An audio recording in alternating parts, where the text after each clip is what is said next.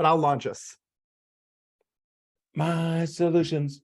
My solutions. Hopefully we will get to solutions today. So I'm going to launch this as formally as possible. This is totally classic. This is a podcast where every week me and one of my best friends who have divergent or sometimes even polar opposite points of view upon the same glittering diadems of cultural conflict or conflagration, every week, now bi-monthly, we get together and talk about those things and try to figure out what commonalities we have, what divergences, which divergences are legitimate, more legitimate, less legitimate, and just try to figure out a way to speak about these things in a way that doesn't essentially devolve into, as I was saying this morning via text, the fundamental argument for most people on most issues, it seems, is the same argument, which is hilarious, which is, what is wrong with you?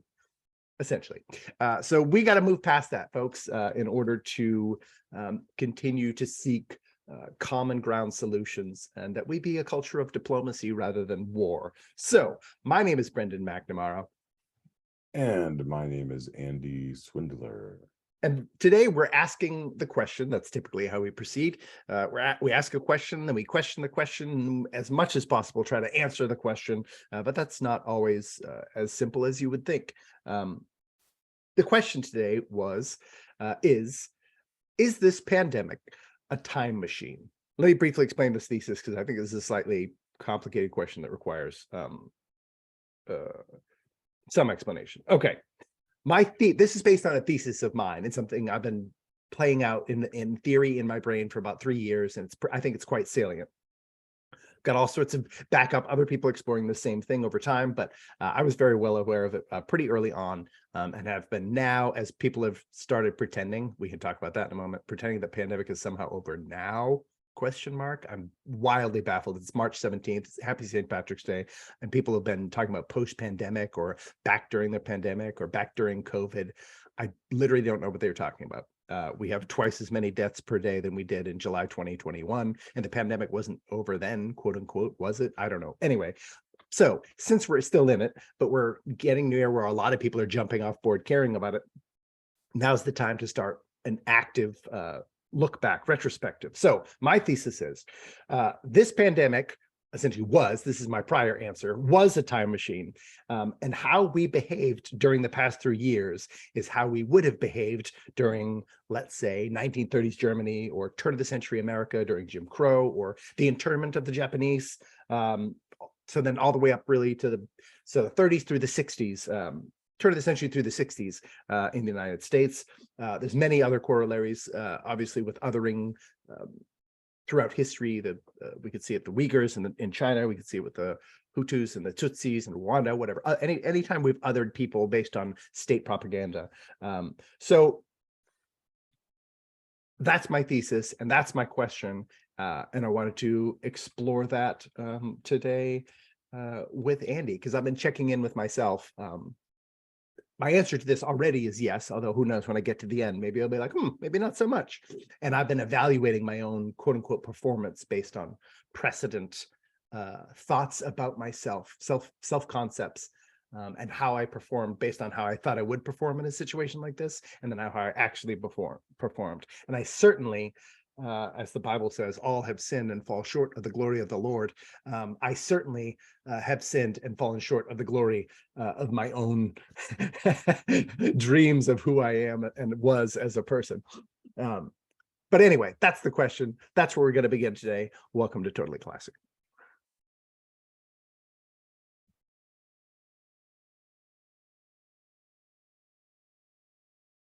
All right.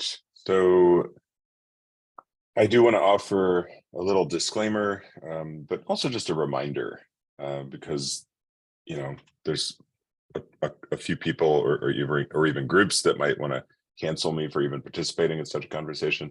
So I'd like to remind everybody that just because Brandon and I show up to talk together and we seem to be pretty polite about it, doesn't necessarily mean we 100% agree with each other's comments or perspectives or viewpoints. In fact, that's the reason we're here, because we actually disagree on so many points. Yeah. And we're here after, I don't even know, what are we coming up on, 30 episodes of hanging through the disagreement, because we think that makes us stronger. Yeah. Oh, for sure.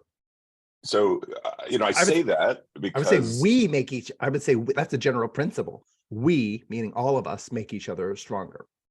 yeah, ooh, that's almost like a campaign slogan. Um, and I say that because this exact topic, when I attempted to bring it up in one of a group I'm involved with, which is billed as a anarchist, activist kind of group. I won't go into too many details. Uh, the mere, I mean, it wasn't even nearly as incendiary as what you said in the context of like really connecting it to say Nazi Germany. Yeah. I think I just noted a group that was hosting an event that Mm. that had a vaccine mandate. Mm. And it was an event it was something, a cause that I really agree with and align with. And I was saying, well, this looks like a pretty great event other than the vaccine segregation. Yeah. So even just that word segregation was immediately flagged in the group as a connection point that was just off limits. It was like, Yeah. Yeah. Yeah. Yeah. and so, first of all, that means a very specific and kind of narrow definition of segregation, that it only refers to, say, pre civil rights Black America, Yeah. Black Yeah. and white America, um, which is not entirely true. And even within that definition, I think that's what we are going into today. We're actually going right into that fire and saying, and naming it and saying, what does that look like? So that's a little bit of context from me. Yeah. Yeah. Yeah. It's so interesting. I got into that. I'm a semantics dude, so I love when people bring stuff up like that. And I actually got into a very extended argument with someone on Twitter that well, actually with one person, and then it turned into about 16 people almost at the same time. It was very fun. Also lots of insults, which is not fun, just unnecessary. But the definition of segregation came up, which is fascinating because I can't be mad when people do that, because I do that when we've had conversations about gender, and I was like, okay, no, gender means sex. Like when we have the Gender Act of 1974, no one was talking about like how one dressed, acted, identified, anything, which it's a synonym for sex. So at some point very recently, so wait, what definition are you talking about? So people have had that with segregation with me as well. And so I had looked it up very recently. So Oxford and I think both the American Heritage Dictionary say a similar thing: the policy or practice of separating people of different races, classes, or ethnic groups, as in housing, school, public, commercial facilities, especially as a form of discrimination. Now, classes was, people were like, oh, that means economic class. Classes actually has a broad application. And then this person was like, well, classes doesn't include, the unvaccinated, let's say. It does actually. Classes is the class that would include like religious, like what I talk about is volitional membership, meaning any religion, for example, is not an inherent characteristic, although being unvaccinated is a way that you're born. It's an inherited characteristic. But since it's malleable, then for some reason segregation can't occur. And I would just like to tell people rationally, because I've heard this argument a lot, it's simply not true. So class includes religious, for example, affiliation, which means that's a volitional choice to become a member of a religion. No one's born into a religion, really. You know what I mean? You're born and your parents are that thing, but this is what so many religious coming of age ceremonies are about, right? Now you're like going, I'm part of this thing. So it has to be of your own volition. And even your parents would be like, I can't force you, or else that would be a false thing, So secondly, the unvaccinated are an established class, both in legal precedent, in case people are curious about that sort of thing, in Montana, as well as common usage throughout many, many journals. You can just Google it if you want. Anyway, so just so you know, to people will be like, yeah, that's a good point. I don't want to go hugely down that rabbit trail, but since I've had that argument comprehensively, I was just like, hey, again, I try not to be mad about any genuine argument ever. I think that's another just a helpful hint, hopefully, for anyone at home. If someone puts an argument forth and it breaks the Godwin's law of mentioning Hitler, that's just inappropriate. And I would say in general, if you have that response, if I have that response, that argument's that's unreasonable. I can't believe you said that. Typically, I don't think that's named as a logical fallacy, but to me, it's evidence of that of irrational thought, that you're trying to say that like, oh, that comparison is so inappropriate, we're done here, pretty much is a fear or cowardice response of being just like, I don't like it, and so I'm out of here. You're being ridiculous, you know. But the reason Godwin's law, which says that Godwin's law is like an internet law that says any argument over time eventually will end up mentioning Hitler. So that's why I like to do it right off the get-go. But the reason that happens is simply because Hitler, for whatever reason, I guess branding, is a Hitler and the Nazis and everything they got up to, all their little crazy homicidal, genocidal mischief, is just something we all generally, meaning like 98%, 99% of the people you're going to talk to, you and that person will have a common agreement that that was a terrible thing. So why not go there to a place that you have some agreement? And people get mad about it. And I'm like, well, we're trying to find common ground. So it's insane to me that people would get mad that you're trying to find common ground that somehow is outrageous. You can't compare these things, because we compare the Holocaust to Mao's genocide or Stalin's genocide. Communism has killed something like, you know, as an ideology, right? Nazism, you compare Nazism and communism, but communism under communist regimes, something like 4 to 6 times more people have been murdered by the state in Khmer Rouge, in Russia, in China, versus in Germany. So we compare those and it doesn't make them undo. And we compare Jim Crow to early, you know, to the discrimination policies of Nazi Germany, despite the fact that there was no strict concentration camp, millions of people just brought in only to work and then be murdered. You know what I mean? But you don't go, well, that's inappropriate. So that, again, this whole cry of inappropriate is almost certainly somebody's like mental faculties going into Fritz. And these are all open things, y'all. It's all good. It's all, I mean, it's all bad. It's all good because it's all bad. Yeah, yeah, you're getting at what bothered me about that particular incident was just like this embargo, like certain comparisons are completely off limits, which was interesting because I wasn't actually making that comparison. They you know, they sort of extracted that comparison from this one word. So and I might, you know, make it, but in that moment, in the way that was said, I wasn't strictly making it. So it sort of got inflamed, and then it, as you know, it really ended up going nowhere after investing quite a bit of energy with your you know, help and tutelage on some of the finer points of the research. But anyway, to get out of that, yeah, you know, this is an area where I want to keep learning. I just you know, I don't know, I kind of enjoy history. I don't have the best knack for remembering a lot of it. It's kind of bizarre. You know, I've read a lot, particularly in the last few years, things that I think are important about America's history. And you know, and a lot of the missteps we've made, but that's a euphemism. A lot of the horrific things that have happened in our past. And I think that is a common ground you and I hold, that the more we understand about our history, the more likely potentially we are to avoid it. And one of the things, you know, here I'm going to speak kind of anecdotally. My understanding, though, is that Germany at large, and maybe we can name the system of schools and curriculum, like public schools, you know, have not seemed to sort of whitewash and brush away the lessons of the Holocaust. Like they've actually named them and want generations to understand what happened. And who knows? Like I think, I don't believe in any sort of one perfect telling of the story, and generally I believe, you know, there's lots of sort of polishing and conditioning and whatever. But is that something you believe to be true, that we could hold Germany up as an example, probably more than America in most cases, of a country that like says, here's something bad we did, and we don't want to do that again? Well, it's interesting. I think in our country there is we are just so much bigger.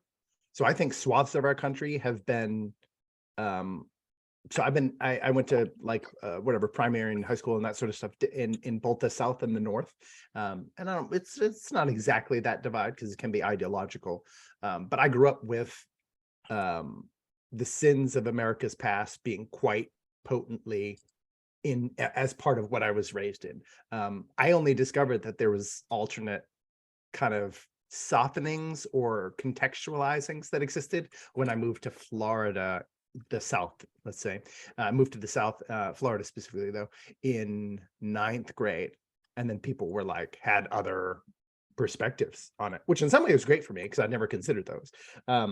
What I think Germany offers an excellent example in, and actually I want to quote, I think we all have this quote in our head already, but I always forget who said it. The Spanish philosopher George Santayana: those who cannot remember the past are condemned to repeat it. Which is something I've been aware. My dad put me in a short film about a nuclear holocaust, and one of the characters in it, when I was like 5 or 6 years old, reading Revelations, so you can see how I grew up. My dad's an atheist, but he was like, "There's some good stuff in here. This is going to impact it." But there's people in it. It's a bunch of people sort of recollecting what happened right before the white flash and everybody that. And in it, someone says that quote. So I've had this quote in my head since I was like 6 years old.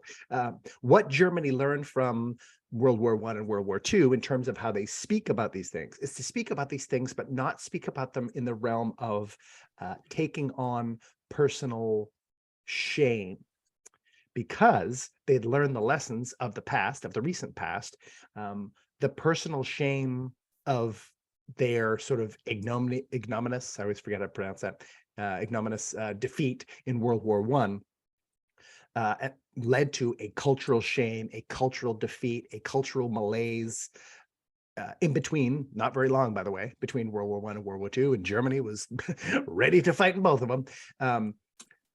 That created the conditions by which the Nazis were able to come in, offering like this strident pride, which they had completely lost, because there was like, we shouldn't be prideful, we're terrible, we're failures, what's wrong with us, that sort of thing. And so I think that's the neat thing that Germany has done. It's just like gone on to pursue excellence while being like stern-faced as they look at the past, which I think is an awesome lesson, and kind of a double lesson, right? It's sort of being like, and then yet, because they repeated in some ways those same like nationalistic, violent, etc.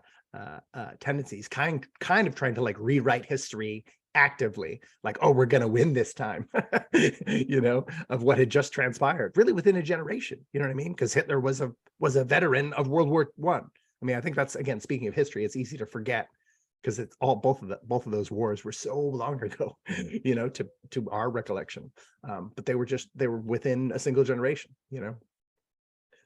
So I do think they're an interesting to frankly face up to one's past.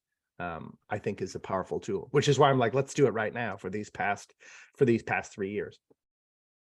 How was Germany's pandemic response?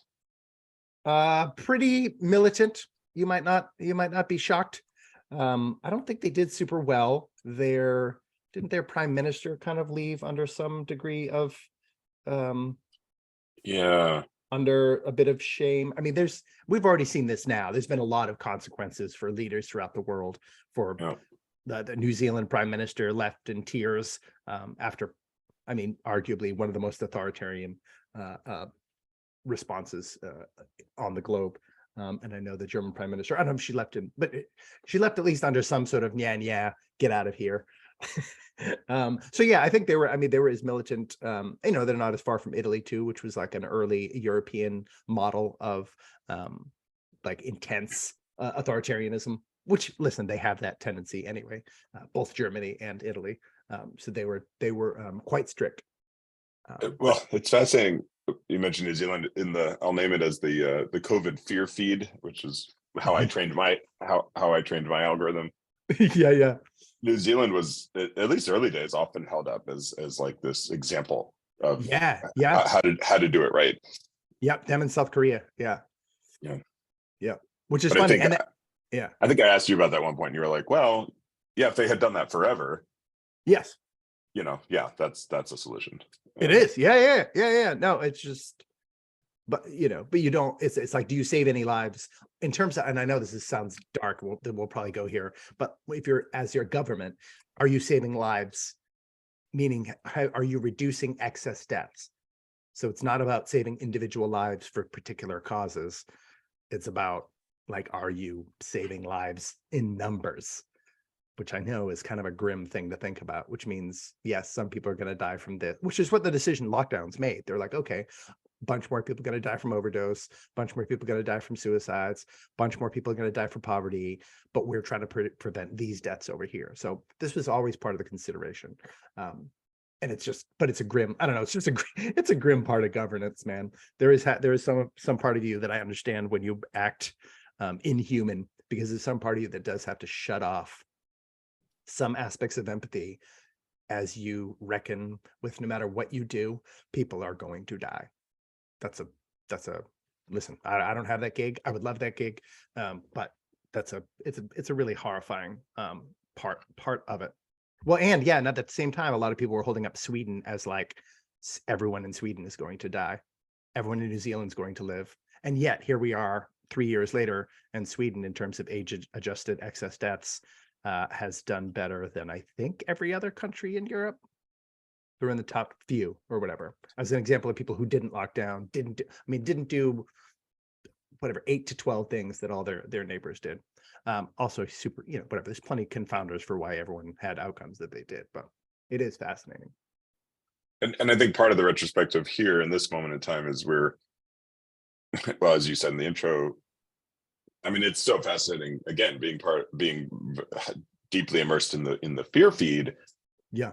That's gone. I mean, really, it's gone. Like, the only traces I see now are, you know, the occasional post, and even the level of guilt is softening quite a bit. I mean, Yeah. 6 months ago, you know, I regularly saw Facebook posts that were like, oh, it got me. It got me, y'all. Yes, It's it got me. I could not run it. I almost made it. Yeah, And I'm so sorry. It's like zombie apocalypse. Like, oh well, yeah, his jugular's being eaten now. Okay, I guess. Nice knowing you. Yeah, shoot him in the head.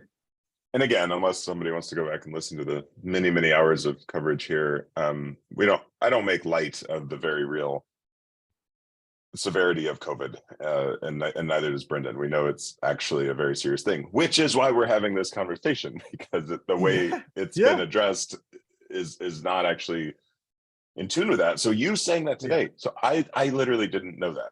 I didn't know that it was still like the numbers were that bad or worse, as you said. Yeah. So that's just like, whoa, like, as somebody, and so when I name this new coin I just term I just coined, the COVID fear feed.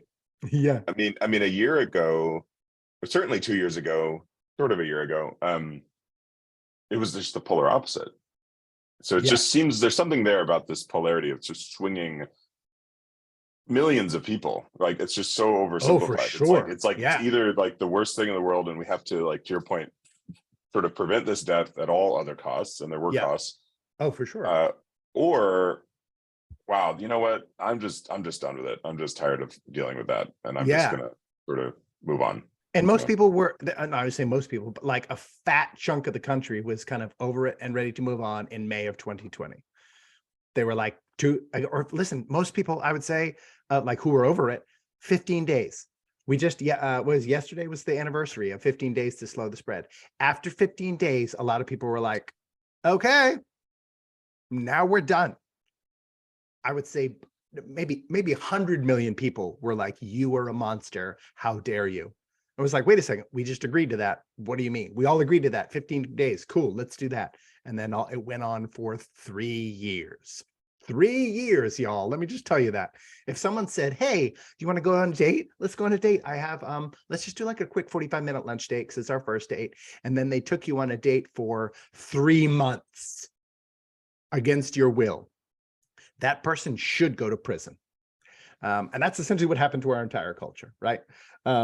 But that's the fascinating thing to me is, and this is why I'm like, okay, we obviously need to talk about this, because people are now pretending it's over, and pretend the same people who are mad at the people after 15 days, a year, 3 years ago, pretending the pandemic was over. They were furious at them, calling them murderers, et cetera, et cetera, et cetera. Those same people are now saying the pandemic's over with no rationale presented as to why. So this to me is the constant, like, holding on to this thesis. I was like, okay, my thesis is true, because this isn't rational that somehow now, like, why now? Why now? Why not, for example, July 2021? Why not as soon as vaccines were made available, if that was someone's caveat? But we know vaccines plus seasonal surge actually led to the highest peak of deaths, cases, etc. So we know that wasn't the thing that like saved us or whatever. So we also know people have changed coding on how to reckon with COVID deaths. Remember, if everyone remembers, in April, whatever, 3 years ago, almost, well, maybe a month later than now, 3 years ago, people were like, wait, are these deaths from COVID or with COVID? People were like, shut up, you're a monster. And then a year and a half, 2 years later, everyone was like, well, hold on though. Now that the vaccine's out, are these with COVID or from COVID deaths? Because the vaccine is supposed to protect us. Then they had that conversation. So then that changed coding, because now, quote unquote, everyone agrees. So now that means deaths go down because things are coded different. People aren't testing anymore, so infection rates go down. But if you look at infection rates, like in terms of estimates, we're as infected as we have been at any time. So it's not infections, it's not death rate, because if it was just like waiting for a particular number to go under, which is what a lot of people sort of, I think without thinking about it, then it would have been that. Anyway, there's just no reason. So since there's no reason, that means there's a ton of people who are being unreasonable one way or another, right? So then to me, I'm like, okay, we need to check this. This is just yet another point, and there's been 6 or 7 throughout this past 3 years where I was like, okay, good. Now here we can all see we're being kind of mental. So then let's conference and kind of figure it out together. Like, where did we go wrong? Yeah, and that thing about the numbers is fascinating and terrifying. Like, there's just something, particularly in a traumatized, numbed out sort of state. You see somebody. It's funny, before we hit record, we were talking about the sort of the power of clothing or the costume, right? So you see somebody looking sort of authoritative on television or the internet or wherever, pointing to some numbers, and you're right, it's like a chart, and it's like, well, here's the line we need to get under before we can sort of do be free again, or however it is. And it's like, that all kind of seemed reasonable, actually. That all just felt like, well, yeah. But if you asked me what the number was, I doubt I could explain it to you. I doubt most people could explain what is that magic number and why, and how is it being tracked and reported. So So it was it. So that's all of this, again, is fascinating to me. And I think the fact that people are sort of just saying it's over now, or I would say the group of people who said that people 3 years ago were insane for saying acting like the pandemic was over, are now saying the pandemic's over. So then ostensibly, this is why people are saying the pandemic's over, because now everyone agrees. But there was almost like a 2 to 3 year divergence between the two groups, with, I would say, degrees of hostility towards one another. Although I would say in general, we've seen that those, as a former Democrat employee myself, Democrats generally tended towards being they were the late ones, very angry at the early ones, more or less, was how it functioned. So since this happened, since we weren't reasonable, I was like, this is the time to then go, how do we learn from this time? And then this has been my goal the whole time. How do we learn from it? And how do we learn who, and I wanted to focus on policy, but it's also personal. Like, how did we do based on who we thought we would be? Now, this part of my premise might be something that doesn't apply as much to you, Andy, but like, throughout my entire life, especially like as I headed into my like almost early teens, that sort of period, like 12 and on, I've watched a ton of like Holocaust documentaries, or like Nazi Germany biopics or films based on, watched a ton of films and documentaries, and read a whole bunch of stuff about discrimination against people, Black folks in this country, I've like read about the abolition of slavery movement my entire life. Or it's like my mom's always been like into it, whatever, starting with William Wilberforce and kind of then pushing through the entire Western world at first. So that stuff's fascinating to me. And every time I watch those things, I didn't necessarily associate myself with like the people making decisions, because I was like, that probably wouldn't be me. But in that scenario, you watch, I always picture you know, a couple like black 20-year-olds coming, black, you know, man and a woman come to a diner, and they like try to go inside. And of course, you know, the dude in like those little like paper hats, you know, the kinds that you can still get at like Chick-fil-A, not Chick-fil-A, sorry, at Krispy Kreme, can come to the door, and they're like, what are you doing? Like, you're in the back, you have to go to the back entrance. And meanwhile, while they're sort of arguing with this person, and you know, there's tension in the air, you know, a mother and her child kind of come up to the door, and then the same man who's keeping these black folks out, like, opens the door wide and lets the white mom and the white kid in. So as a kid, that's who I related to. And I was like, oh my gosh, would I just do that? And I've often thought, like, certainly the man keeping them at the door is a heinous individual as far as I'm concerned, although he's acting in the interest of public health. Absolutely. The worst people to me is that woman and the child.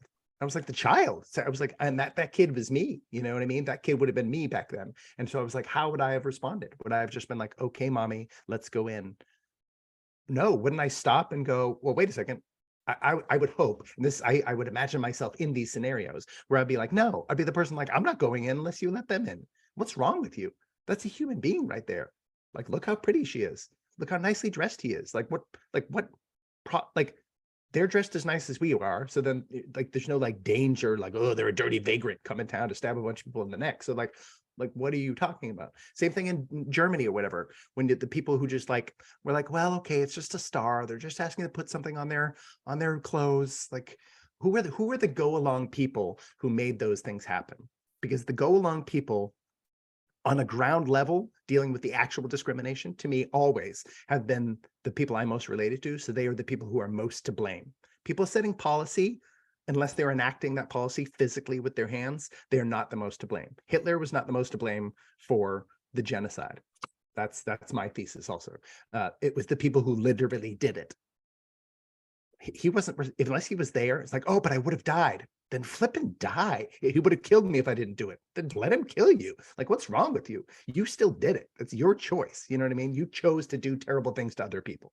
And they were going to die. So, and you were killing them. So then, I mean, don't pretend like that's not sort of on the menu. Anyway, so my whole life, I've always been like, who would I be in those scenarios? And I hope I'm going to act the way that I think I am. And then we went through this pandemic, and I certainly fell short of what my ambition was. But is that something you can even relate to? Is that something that you, when you watch things or read stories about history, have you ever placed yourself, like, previous to this pandemic? Is that something you sort of had a preset of, like, if faced with this, I would react this way, I hope? Absolutely. Yeah. I don't know if I can be as specific about it.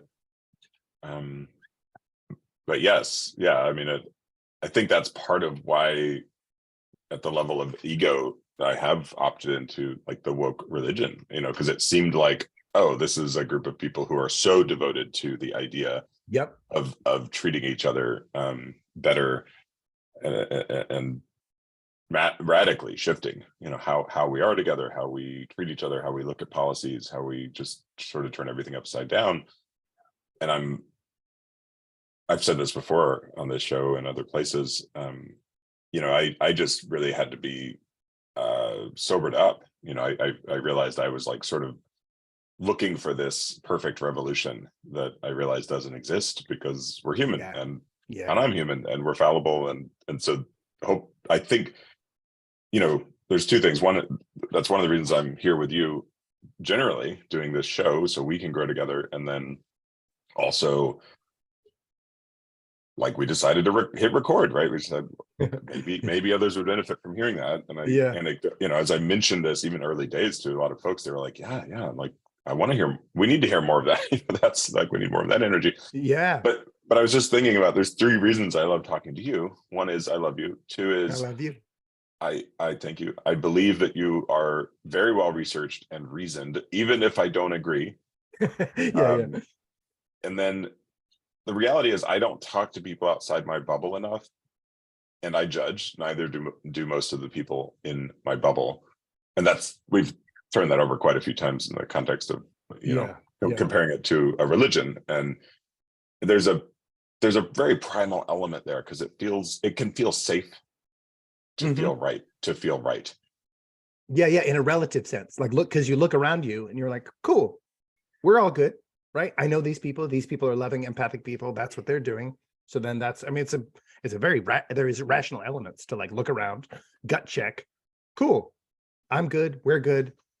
We're good. All right, let's move on. You know what I mean? It Yep. makes a lot of sense. Yep.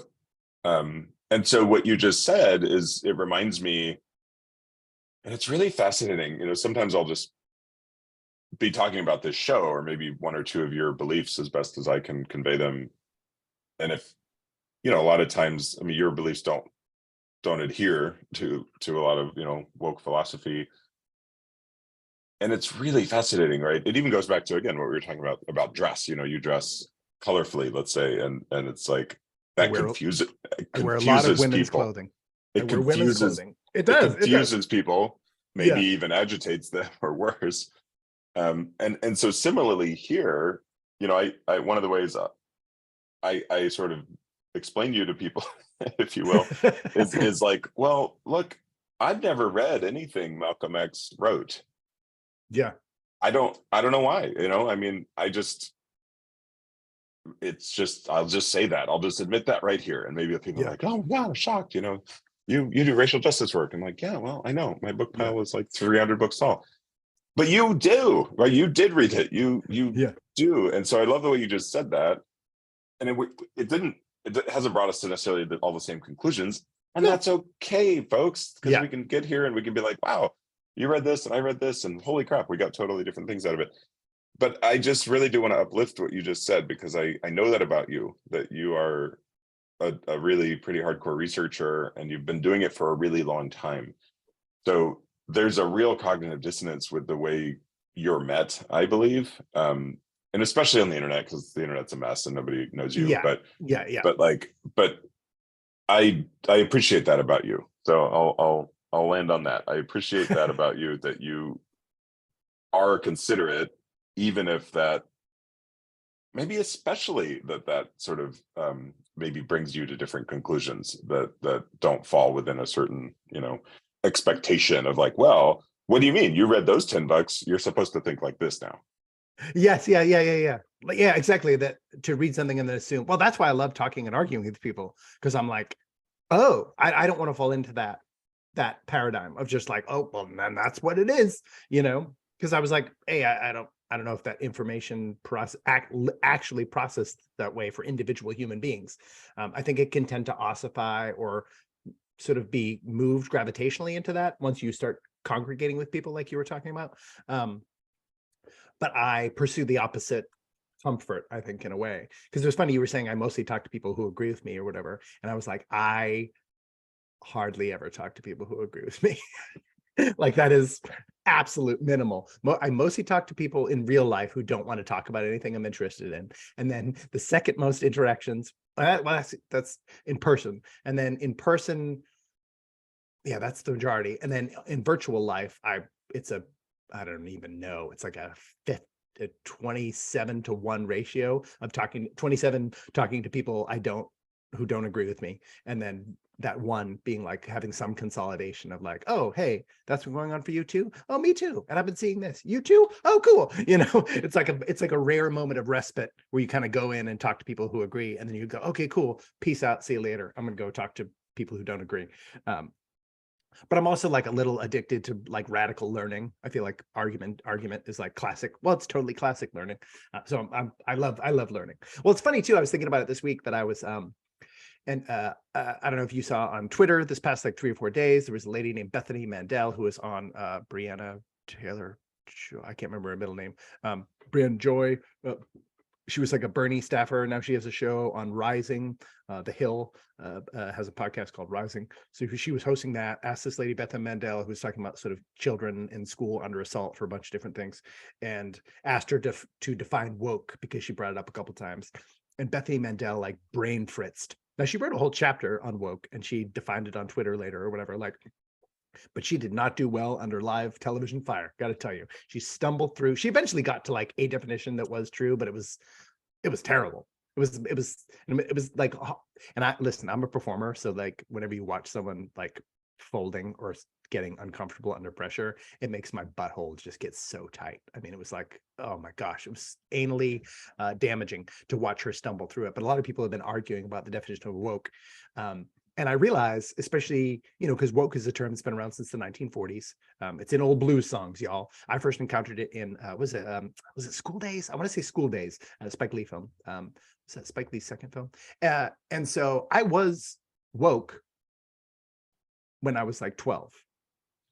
Like I was the dude like talking about the systemic injustice in America's past. I didn't stop saluting the flag. Talked about that all those red stripes were stained in blood in foreign soils and foreign oils and et cetera, and that we need to like be well aware that like that thing that we're saluting is built on the subjugation of peoples, right? That aspect of woke, because woke has sort of meant a completely different thing since the 40s, not even before that, till 2017, probably 2017, 2016, somewhere in that little range. I think between the 2014 and 2020, like BLM movements, somewhere in there, it started changing.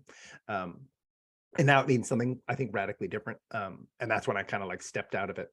But I didn't want to, for anybody out there who is woke, in some ways, maybe that makes me worse because then it's like, you're an apostate. But it was just like, no, I can't go over there with you, but like I'm gonna stay over here. But our intentions, I just say all that to be like, our intentions are actually shockingly similar in that. And even in this process too, to be like, I think having been informed and stridently so about that, that I wasn't gonna, and I know this is a fictional example, but like I wasn't gonna be the person who just stood by while the cops choked Radio Raheem, to keep it Spike Lee, do the right thing, choked him to death. I was not going to be one of those people. Or whenever you see it in like Nazi films or whatever, where like there's two Nazi soldiers with guns, and they're going to like kill someone by pouring cold water on them in the freezing cold until they die. And then around them, you zoom out and there's a crowd of like 200 Jewish people. And you're like, kill the people with the guns. Only 25 or 30 of you are going to die, and you can tear them to shreds, and this won't occur. You'll all end up dying anyway, but that's going to happen no matter what. So like, I didn't want to be one of those inactive people. So my pre-thesis was, I thought if things like this happened in my lifetime, if the same type of things that happened during Japanese internment, the early days of public health justifications for discrimination against citizens, the ratting on citizens stuff that we've seen, that people have made comparisons in Reuters. I sent you an article yesterday where Reuters compared the like COVID snitching program in Germany to the Stasi, the like secret police of Germany. So this was being openly talked about in early 2020. So these comparisons have been made the entire time by mainstream sources until it got real political and weird. And people are just like, you can't say that. And then everyone started hating each other. So it worked. We created an other. Hurrah, hurrah, hurrah. But I thought I was going to be John Brown. Like that was my hero my hero was not William Wilberforce, which is unfair. He's a cool dude, maybe one of the most important figures in the abolition of slavery in human history. I wanted to be John Brown, who was a bit of a mental case, who went down with his sons and a couple other people to basically just go help start a slave revolution. I thought John Brown, again, I was very influenced by Malcolm X's kid. So John Brown, Nat Turner, I was like, we should have gone the Toussaint Louverture Haiti style and just literally, or in the Mau Mau's in Kenya, we should have gone and killed as many people as we needed to kill until they relented and said, okay, let's negotiate a peace and free everybody. Like having Lincoln, quote unquote, free the slaves was like, that's a shoddy outcome as far as I was concerned. It was like a conciliatory outcome. It was like, okay, well, the white guy had to come along and like just say from on high. Now, granted, of course, that led to the, whatever the greatest percentage per capita death rate in US history. So yes, many people did basically, essentially, I mean, the Civil War in many ways was a giant version of that.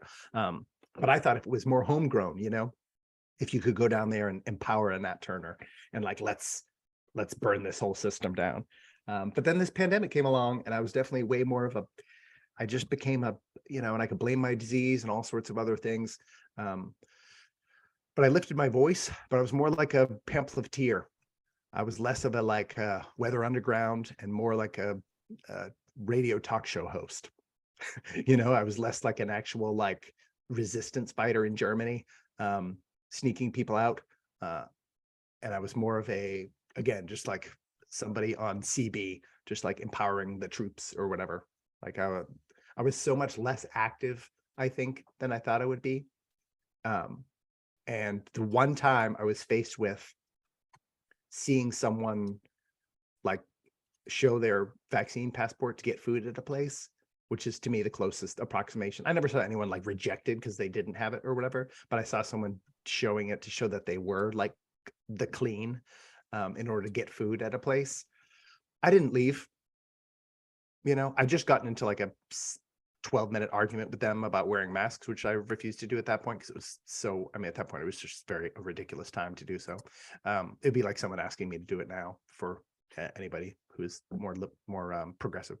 But I didn't, you know what I mean? I didn't storm out. I didn't decry it loudly. I didn't cause a scene. I didn't perform a fun, because I'm a performer. I could have made a fun comedy bit monologue out of that. Instead, I'd already argued one thing. So I was just like, oh, I give up. I'm just going to be sad, and just walked away. So in many ways, I fell far short of who I thought I would be in this pandemic. And I say that out loud to people just to like, if people are like, how dare you accuse me? I'm like, man, we're all accused. No one is bereft of this. Like, we did not behave well.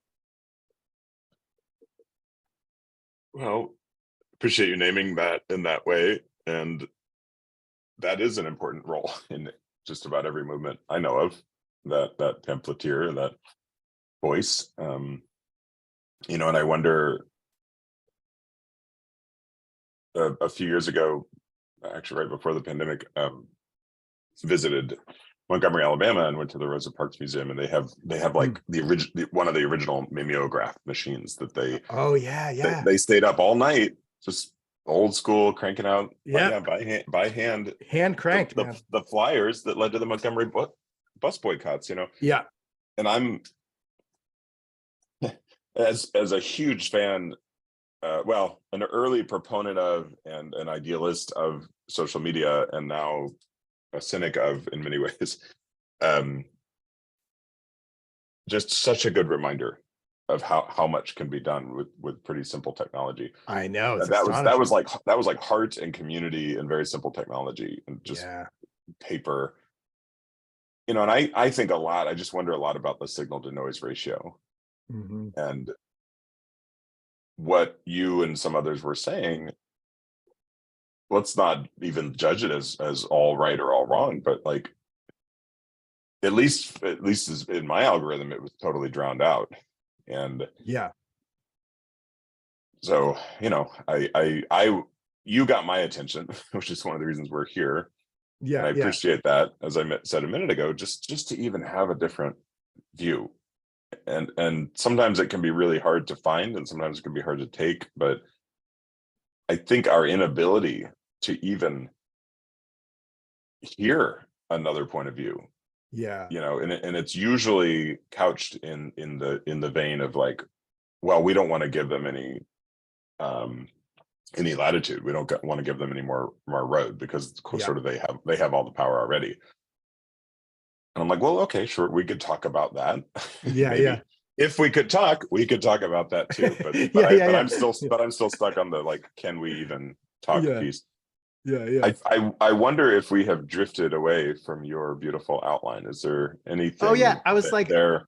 Yeah, I would love to look at the corollaries. I mean, to me, I'm fully, listen, I know a lot of people have different relationships to shame. My therapist brought it up the other day, and he was like, I'm not trying to shame you. And I was like, I mean, go ahead. I don't care. Shame's a phenomenally wonderful tool. So part of this, asking this question, is hopefully to bring up really, really, really powerful feelings of shame for people that they have to deal with. I am dealing with my own shame in how I absolutely fell short of like who I thought I would be in this time, in this moment.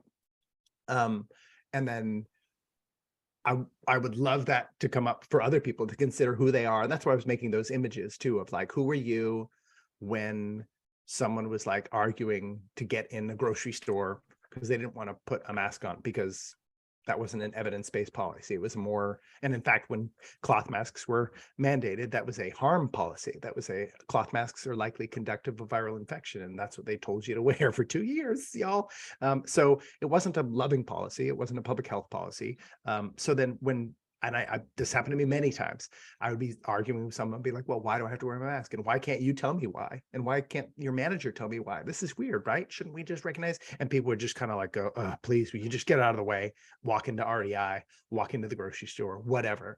You And only then- have to wear your mask until you sit down and eat. Come on, man. yeah. It's It's on with it. only until you want to taste a sample. And this happened as recently as Black Panther Wakanda, right? Was the most recent time. So it's still happening, y'all, where I wore a mask, my cool luchador mask, which is my pandemic mask throughout really the entire pandemic, continued to this day. So I wore that along with my like super natty suit because I like to get dressed up for Black Panther because that's how my Black brothers and sisters roll. So that's how I'm gonna roll on Black Panther opening weekend. People are decked out, by the way, y'all. It's so fun. So I was like decked out and like with a matching mask on, and the movie theater, who has demanded I wear a mask for the past 2 years, every time I've walked in, was like, you have to take your mask off. And I was like, okay, hold on a second, man. I was like, for 2 years, man, you've been demanding I put a mask on my face. Now you're saying I have to take a mask off. I was like, you realize we're in cuckoo town right now, right? And then this very large man came up and was just like, I don't care about this. And he like handed his ticket over and kind of cut in line and just to like go watch the movie or whatever. And of course that pissed me off more than anything, where I was like, you're just you cut in line, which is kind of pissing on my shoes as like man to man. And then you're like, you don't care. And I was like, this is basically what's happened for 3 years. People are just like, I don't care about this. I don't care about this. And I was like, you are the people walking into the diner as people are being kept out of the diner, like in those black and white footage things. And so that's what people, like, that's who you were. You're the people just like going, I'm just going in here to get my bread. Because the Jewish person is like, oh, wait, no, I need another half a loaf. I didn't come last week. Look at my ration card. It's not been checked. And I've got the star on. And you're just like, yeah, I don't have time for that. I'm really busy.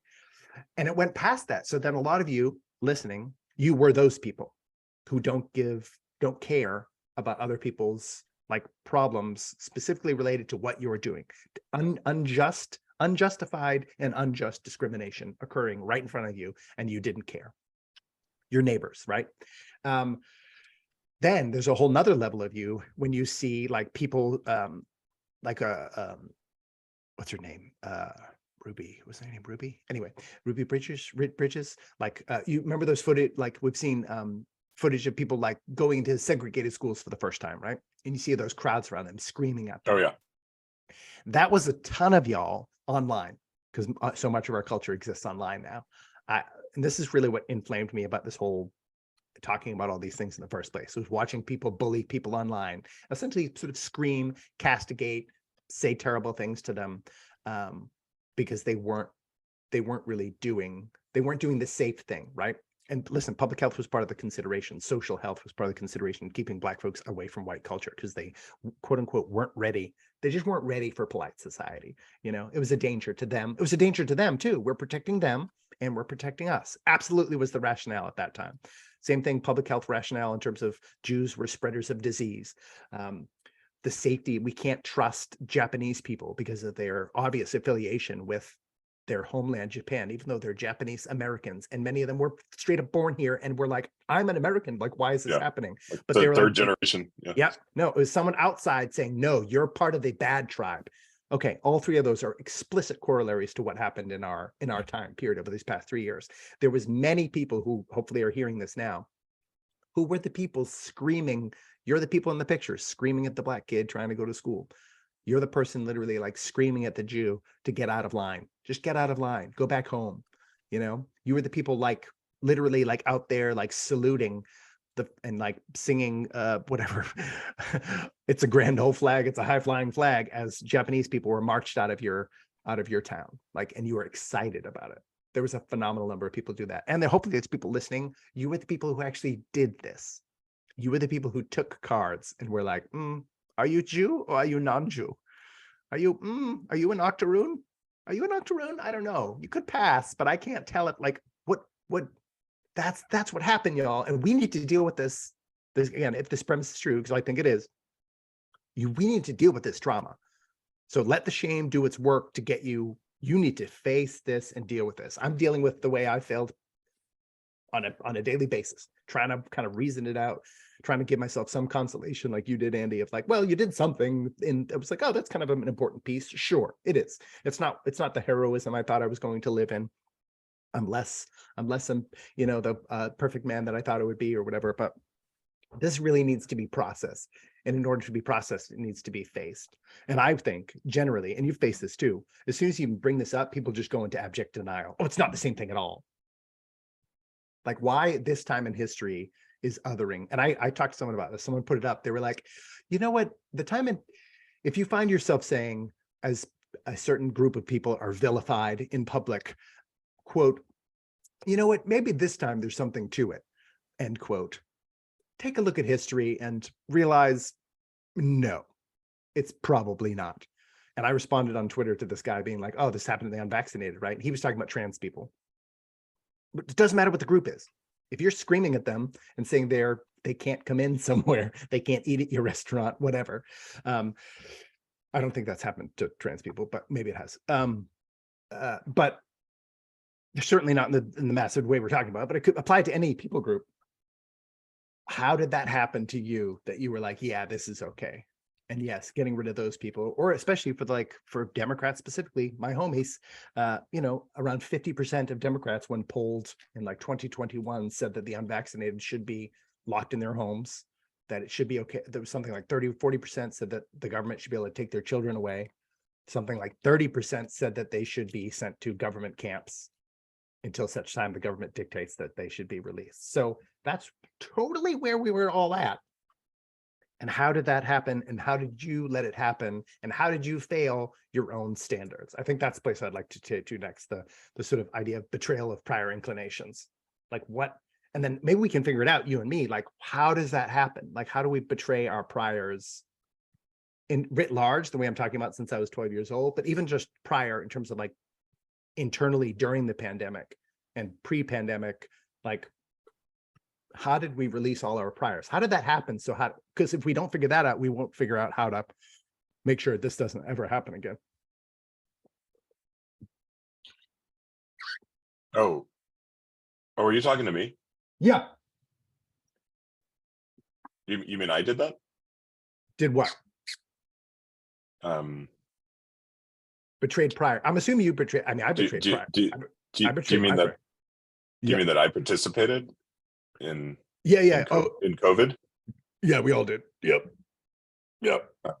You, me, everybody. I mean, I don't think there's anybody who's exempt. Yeah. I don't know. I think I did it. Great, because I thought when I got vaccinated, I was going to get superpowers, because I usually identify with often white males portrayed as having superhuman strength in movies, or being really good with weapons or something. Oh yeah. The Rambo effect. I was waiting for that to kick in before I, ran around like saving everybody. Saving everybody. Yeah, that's what I was going for. That's awesome. Still waiting, but that's what's up. There's a correlation here for me with, let's say, really blatant interpersonal acts of racism that I feel like I don't see a whole lot of.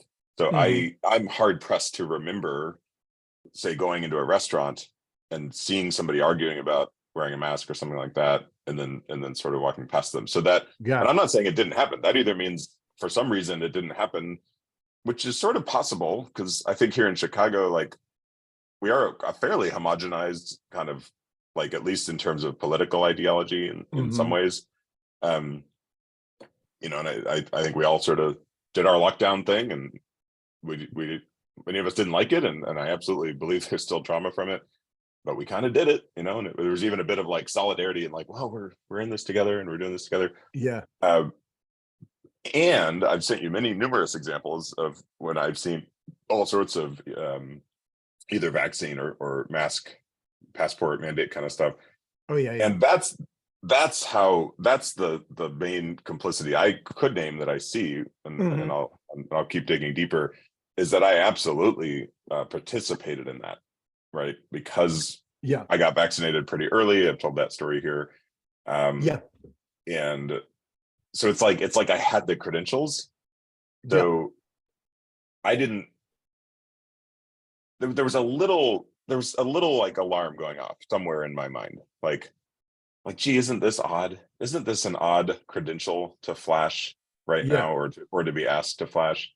Yeah. Yeah. But it was kind of somewhere in the distance of my mind, some distant corner where I was kind of like, well, this is weird, but I don't know. It's kind of the way it is, and I've got the credential, and I want to do this thing, so I'll just keep moving. It's Yeah. actually been a while. What I notice now is, at least here where I live in Chicago, I don't know, I don't see many mandates anymore. Yeah. You go to a big public event, it might be like half and half people wearing masks, so that's Hmm. interesting.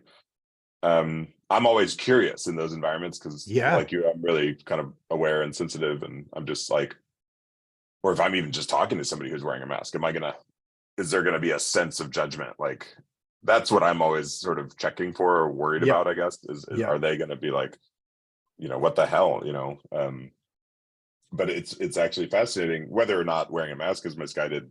Maybe they're actually paying more attention than I am to what you cited earlier Oh about, yeah. Yeah. like, Case rates, death but rates, all that stuff. Yeah. Yeah. Yeah. it's like, oh, guess what? We're still in this thing. Um, and I was gonna, I don't want to get too distracted, but I was wondering if like the way we're behaving now um, feels like how we actually should have been behaving in the beginning, in terms of Hmm. not many of us who are sort of over it, even those of Yeah. us who were vaccinated and wearing masks and doing kind of check all the check boxes Yeah. that were asked of us or demanded of us, to fully participate. Uh, is the freedom we somehow believe we've earned now, being quote unquote post pandemic, Yeah. would you say that's actually how we would have been a healthier way to operate in early 2020 versus locking everything down and freezing and Yeah. all Yeah. In terms of the state choices were almost uniformly. I mean, it would be hard to find an exception where the state didn't actually impose something that wasn't part of the pre-pandemic playbook. They just made up new stuff. And then they did stuff that was going to be more harm than good. It was more harm than good, that sort of stuff. But in terms of people,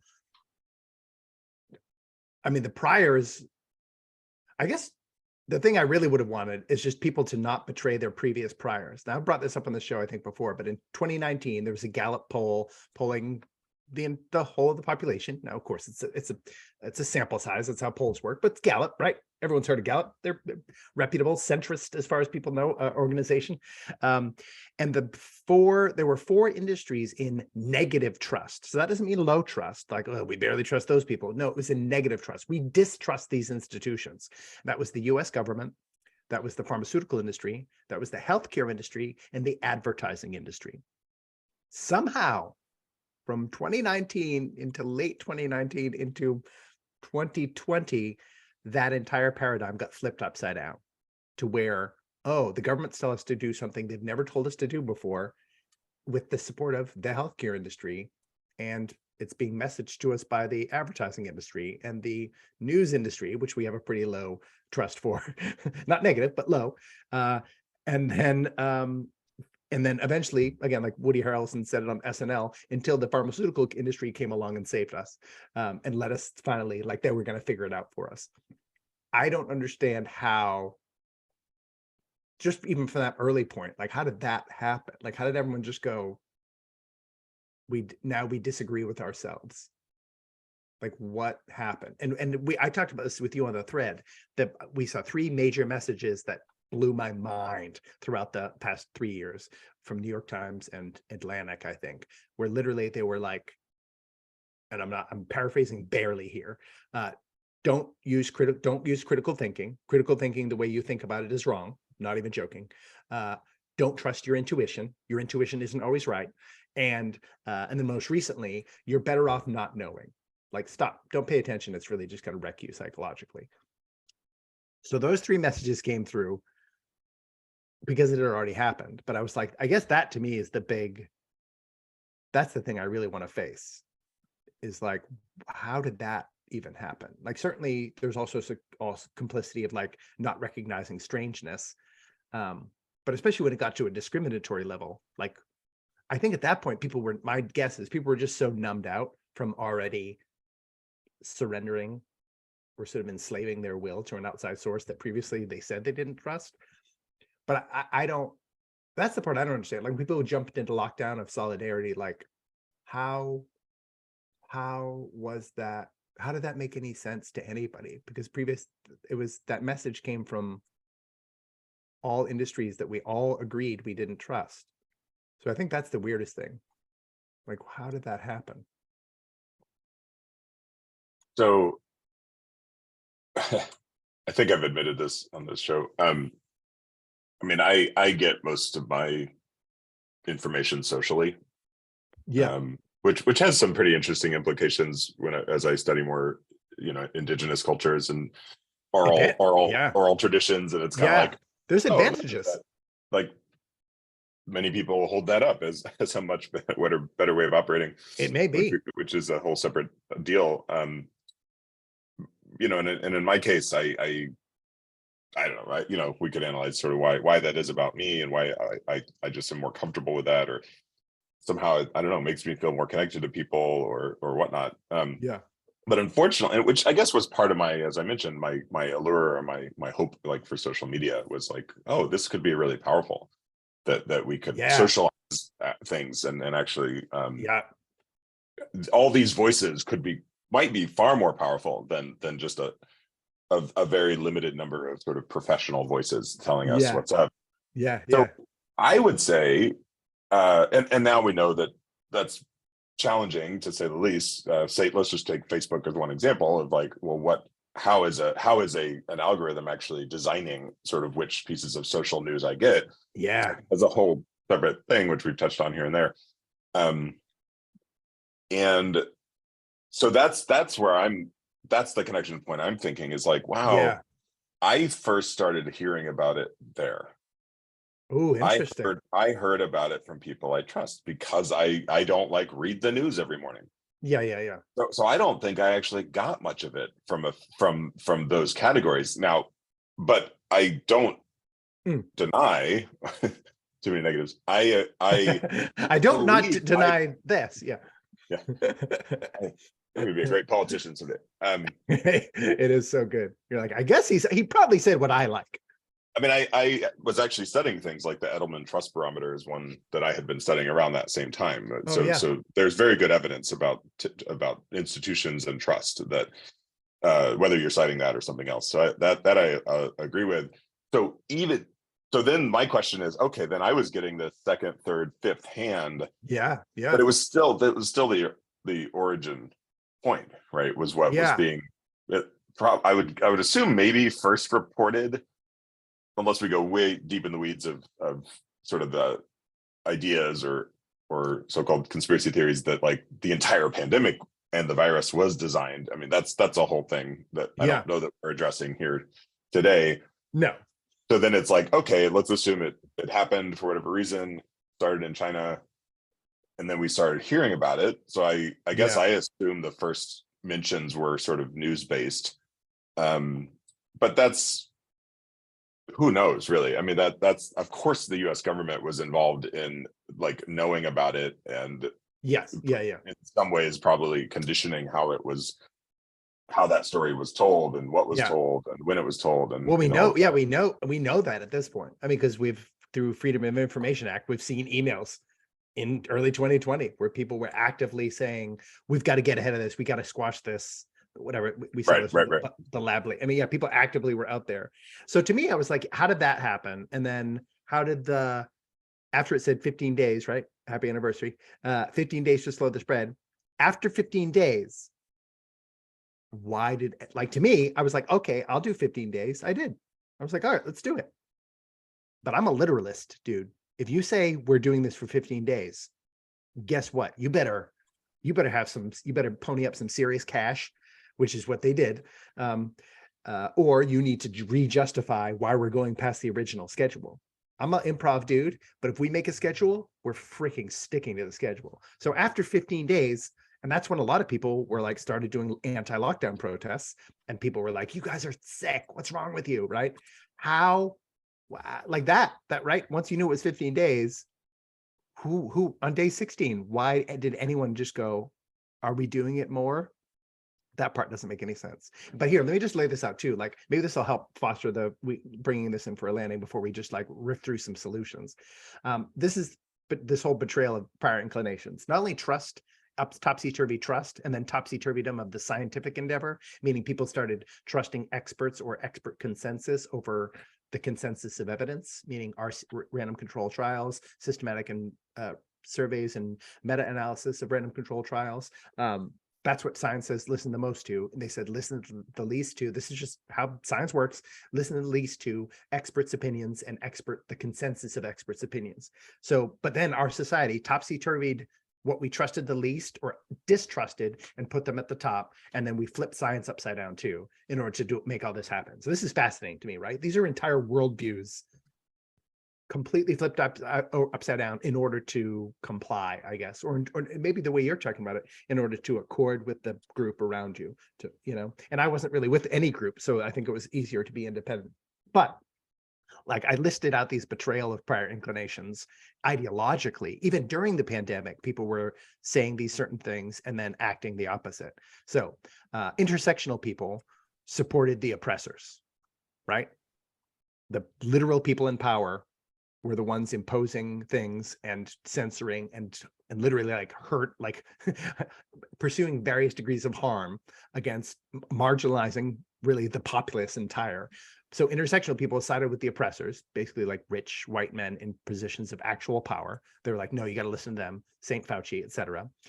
Anti-racists supported racist policies, vaccine mandates, mask mandates, lockdowns, all disproportionately harmed Black, brown, poor, etc. And we knew that, right? As soon as vaccine mandates were enacted, we already knew the percentages and it was disproportionately in every city it was enacted in, harming Black, brown, etc. people. Christians supported church closures, pretty much confessing that, yes, no, worshiping God together in a group, not essential. Republicans supported violations of the First Amendment. We've seen this with like the most harmful stuff that DeSantis has been up to with I think the most harmful stuff he's been up to has been sort of he's anti-protest laws. So we saw that happen, anti sort of very fuzzy impositions on free speech. We saw Democrats support civil rights denial, which is, I always thought, a tentpole. It's actually a tentpole of both parties, probably even more so Republicans historically speaking, but nonetheless, I've always thought of Democrats and the ACLU as like things I subscribe to, And yeah, we're the good guys. I just want to remind you that. Right. So like all of those were happening not just in the initial, but continually. So it was almost like this is the thing that just became over time. And now at the end, when we're at the pretend end, when we're pretending it's over, I was just like, this is all cosplay, guys. This whole thing, what happened? How did this happen? And then I want to know, I mean, I wish this was a call-in show. I was like, how do you profess to hold ideals that you don't hold to? And I castigated Christians for this the heaviest throughout the pandemic, because that's kind of my in-group. I wrote my former pastor. I mean, my goodness gracious, probably the longest emails of the pandemic, back and forth, because I heard he was, they were closed for like 6 months or something, just completely inappropriate. And then they were demanding people wear masks or they couldn't come in. I was like, wait, people can't come in and worship God, a holy God who loves them despite great faults, like died for sinners, that like you can't come in unless you do this thing, the government, like this invented thing. So you're putting you're literally blocking people from coming in and hearing the word of God. Like that is antithetical to all principles here. You know what I mean? And so that's why I castigated the heaviest. But I always want, I want to bring up not just people I've been attacking, but like people in your world, people in my world, people in our intersected worlds, that I was just like, how did these, I don't know, how did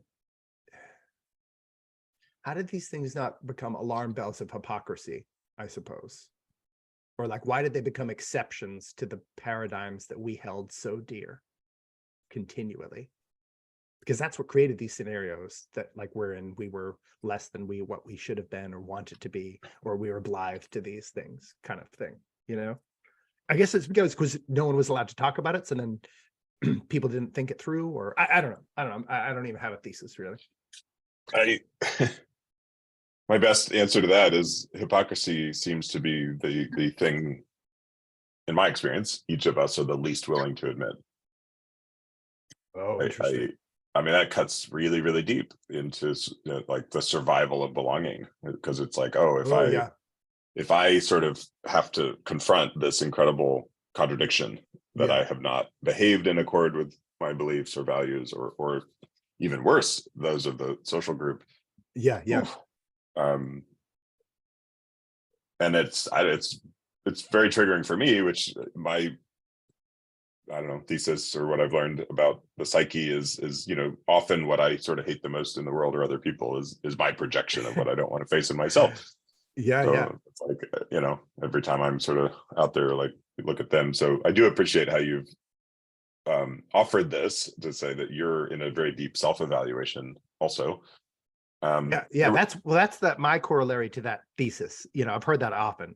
I think for me, the things that I'm most frustrated at other people about is when people aren't doing anything on an area that I'm doing like a ton on, you know? So then it's like, oh my gosh, I'm examining my hypocrisy like intensively. But again, this is also like I've said this to you before, but I have to constantly remind myself that I have a Christian bias in this area, meaning like dying to yourself daily is explicit scriptural command of God. So then daily it is on me as a child of God, as a follower of Christ, to examine where it is I need to die every single day. So that means things that I stridently want and desire are death to me, and they need to die instead, kind of thing. You know what I mean? So then I do have that quote unquote advantage or disadvantage. People would be like, that sounds like a toxic existence. I was like, well, it's a toxic existence to get rid of toxicity, which may sound contradictory as well.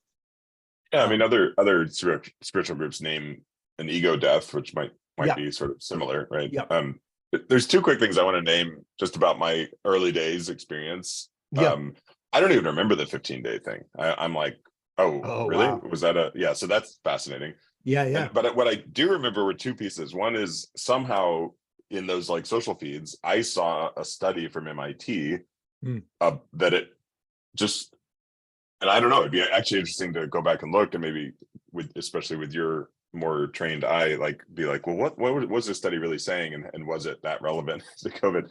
But it was about just the natural, I don't know, infection pattern, and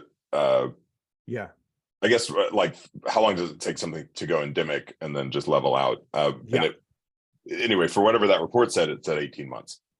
So for whatever reason, I just accepted that in that moment. I mean, I think we were all probably grasping, those of us, especially in the fear state, were grasping for any sort of tangible like anchor point. And so that's one that I found in that.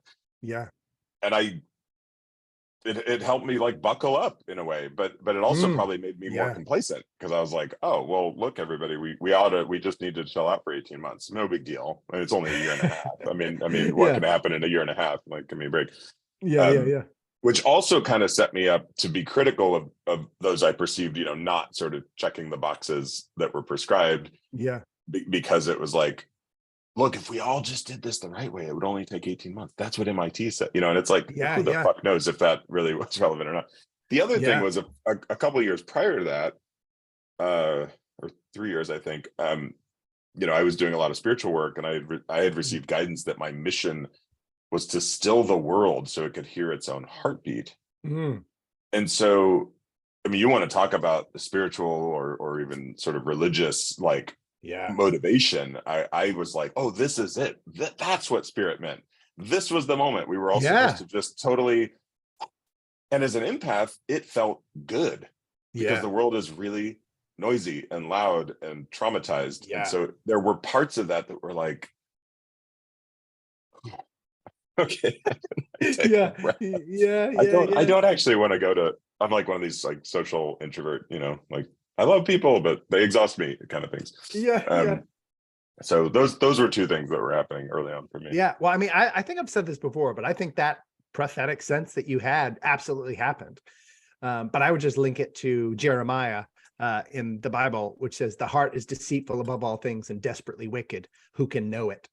So I think we did. We slowed down and we realized, oh my gosh, we are toxic, malevolent creatures. Like our heart is predisposed towards hatred. Because again, this is, I mean, I don't know if you'll agree with that. I think most people agree, but I don't know if I've ever asked you. I think these past 3 years have been the most divisive, tribalistic, and openly hateful years of my entire life. Like I've never witnessed this degree of like, in this country specifically, I've never seen anything like this before. Would you agree that that's like, do you see that out in the world? Has there been any other time that's been more hateful than this? I agree with that in terms of how it's been made explicit. And that actually validates some of the power, I believe, of social media and just everybody having a microphone and a voice, if not a megaphone. I guess my area of study and continued curiosity is like, yeah, is it truly more divisive, or is it just that we're naming division that's always been there? That's a question I'm holding. And enacting it, since we're enacting it through through laws or whatever. So no, it may, again, that's my premise as well, is it always, it doesn't exist more than it ever did. It's always existed, but now it's just like we're playing it out. It's the greatest revelation. So I think it's true. Like we were still, and then our hearts have now been revealed. Now we're like very open about who we are. And we as a people, certainly as a country, are so much more hateful than we thought we were, And that's the part to me that it's like, okay, this is, oh my gosh. Now, of course, everyone's going to blame everyone else, but I'm like, this is why I just wanted to focus on the corollaries with prior history. Where we are is not where we need to be, and where we are is not better than where we were 3 years ago. Like it's better in terms it's more honest, and I like that, but it's a bigger, I don't see how anyone can see that it's not a bigger problem than it was 3 years ago. Anybody who was like sort of ignorant to that fact that like hate exists in the human heart, And so that I do agree with. And there's a whole thing about, maybe next time I can talk about a recent DEI meeting I was in, where that, industry, some of us are admitting it's very young and it's very chaotic, and lots of people have crashed into this thing and actually probably caused more harm, and it's like, so let's talk about that. It was fascinating, just even somebody saying like, let's talk about that. Let's figure that out. Let's have some standards. Let's actually not just be out there each on our own. So I think there's maybe a relationship there, but I have to admit, I thought we were going to talk about a hot tub today. I'm surprised you haven't mentioned it yet. I know it was a boiling frog. We experienced, so it's pretty similar. I just want to get into solutions. I'm just going to rip through mine because I think we're a little bit past time. So these are the imperative solutions according to me, as to like how to not repeat the history that we just repeated. That you were either a Nazi or a racist Southerner or a jeering, I don't even know, what are people who hate Japanese people called? I don't even know if they have a name. One of those folks. These are imperatives. These are like the 7 things that I was like, these are solutions to not repeat this. 1, a headline is not a news story. This is not directly aimed at you, Andy, but a news story is not a fact. Number 2, your critical thought and intuition are vital and inviolable. Now, granted, I think they must be subjugated to a consistent ethic. I would say most specifically, they must be subjugated to Logos, Holy Spirit, like God. But it has to be some consistent ethic, or else you're going to just follow your desires, which will fluctuate situationally. And I wanted to include a quote with number 2 is, if you stand for nothing, you'll fall for everything. 3, Your neighbor / friend / family member is your least likely enemy as compared to the press or the government. 4, those who refuse to recognize the past are condemned to repeat it. 5, evidence trumps expert opinion. 6, othering is the most dangerous weapon socially. Study it, know it, always define who, quote, they is when you find yourself making, quote, they statements. We've done that on this show quite a bit. And then last, this is a Russian phrase. I don't know it in Russian. Help me out, Russian people. Trust, but verify.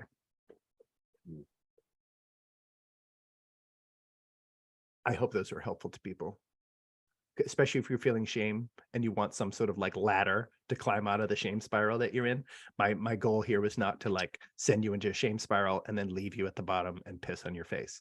My goal was to help you recognize the situation you're already in and offer you a ladder out of it. That's a beautiful list. I can't find any pieces that I disagree with. And it's beautiful in a way because I feel like hope that list could be a way to bring lots of different disparate views and people together. And I'm not saying everybody must agree with this, but it would be fascinating as a foil to say, well, why don't you agree with some part of this? Yeah. I think that's good. And then I have 3 suggested ones, and these would be the far more argumentative ones, just to get people spiraling. So these are my suggested solutions. Those ones are imperative. I don't think they're optional. These are ones that I think.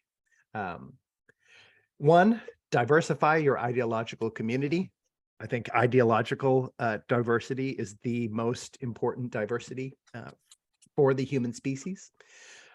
2, know the bias of any and all sources, including yourself. This would relate to newspapers, television, your friends. There's fantastic resources which may have their own bias out there to identify bias of anything you're reading. So if you find yourself consuming media in any one direction, know where you're being led. It's just important to know. It's not going to determine the truthiness of it, but it's going to determine the propagandistic inclination of it. And then this is the most controversial one with you, Andy, but I'm going to say it anyway. Number 3, it's not that controversial, whatever. Deny, we need to deny any and all absolutism identity markers, race, gender, medical status. That anything we talk about in those arenas has to stay in the realm of the factual, meaning statistical probabilities, and then focus on the individual experience of anyone manifesting any of those identities in order to learn more. Yeah, I don't disagree with any of those. The third one, maybe worthy of more unpacking, but it's an unpacker. Yeah, it's an unpacker. Beautiful offerings for people to consider and weave into their life. You're like, no, I didn't say consider. I said these are imperative. The 7 are imperative. Yeah. Well, hopefully that worked. I've tried that because like we talked about, right? When someone authoritative, this is why I'm wearing a suit. Not that people can see it, but just imagine me in a suit. If you just say something authoritatively, people will just do it. I didn't know. I thought that was a joke, and that I watched that happen for the past 3 years. Oh, well, man in the suit said it. Well, that guy works at the NIH. He's must be real, We should there's an experiment. Let's just clip out that piece of you in speaker view and see what happens. These are imperative. You must do these, or else you hate your grandma. I love my grandma. And I love you. I love you. Wrap it up. All right. Well, happy St. Patrick's Day. Happy spring. Y'all, it's spring. We're recording this at spring. I know it'll already happened. It's happy St. Patrick's Day. Let's drive the snakes out of our lives. It's no ruse, Persian New Year. So let's begin again. And Persian New Year falls on like spring equinox this year too, guys. So that's like, this is the time for new growth. And new growth is often mulched with the fecal, the manure nature of our past failures. But it doesn't mean we have to stay in the ground. New growth is constantly possible. Yes, my favorite moment is coming with the first time I see a bud on a tree after the winter. Like, whew. There it is. I mean, That's hope incarnate. we need it, bud. All right. Love you. Love you. Bye. Bye.